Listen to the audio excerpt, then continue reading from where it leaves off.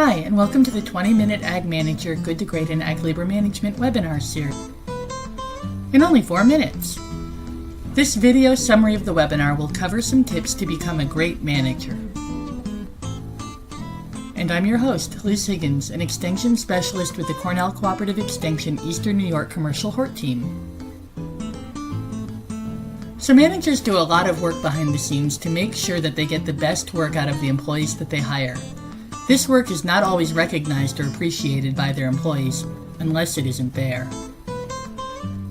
If you saw my video on work environment, you probably noticed that a lot of the issues can be directly traced back to weak management. Effective managers plan what will be done, they make sure that the environment is conducive to good work. They hire, train, and evaluate staff, and they are able to recognize and communicate to their team when things are going really well or poorly compared to goals. Good managers are good leaders. Sometimes these leaders are not necessarily your most productive workers. The ability to do a job well, while important in a manager, is not as important as people skills. If you are hiring managers, these are the attributes to consider. Right now, there's also a lot of talk about management style. The two ends of the management spectrum are often called Type X and Type Y.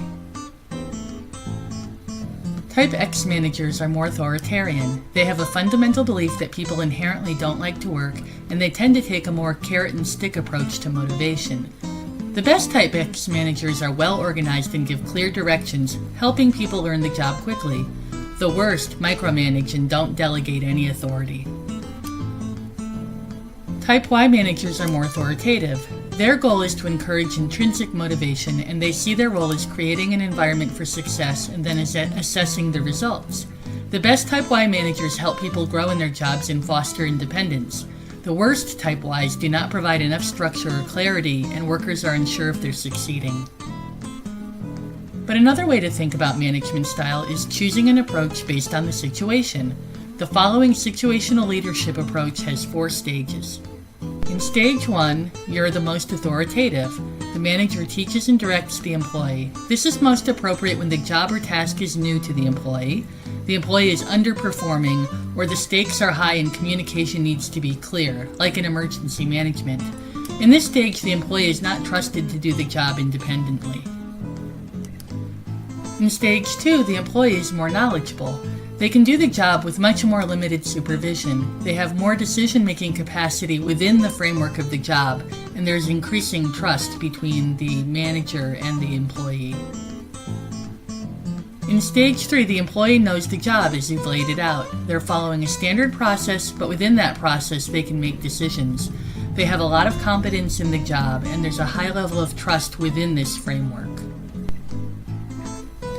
If you get to stage 4, the employee decides how the work will be done based on agreed upon outcomes. The employee is responsible for choosing their approach. They understand and can adapt to constraints. The supervisor has a very high level of confidence in this employee, and the employee is very self-motivated to do the work. It's important to recognize within this approach that not every employee nor every job will move through all 4 stages. One of the additional challenges of management is that as a manager you will supervise different people with different levels of capacity, motivation, and expectations for support. Cultural, regional, generational, and class power differences will affect the employer-employee relationship. So what about you? What are your strengths and weaknesses? Consider the 5 functions: planning, organizing, staffing, leading, and controlling. Where are you strong and where are you weak? Do you do a good job helping your employees grow in their skills? Are you helping your key staff grow by delegating authority and decision-making as they demonstrate capacity? The ball's in your court now. As always, I'd like to thank my funders for their support of this video and webinar, and my project team who helped me develop the original materials. And thank you for listening.